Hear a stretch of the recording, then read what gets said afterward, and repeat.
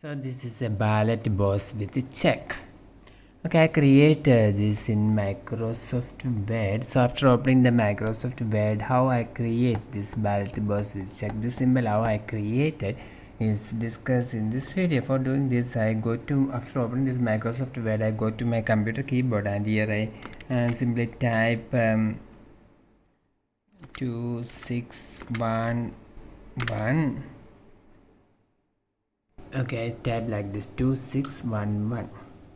So after typing the 2611, the next step I go to my keyboard once again, and this is the Alt key and this is the S key. I press one of my finger in this Alt key and another finger in this S key. So I press these two keys at the same time. If you press these two keys at the same time after typing 2611, then the result will be this. That is a tick mark inside a ballot box. So this symbol we are created by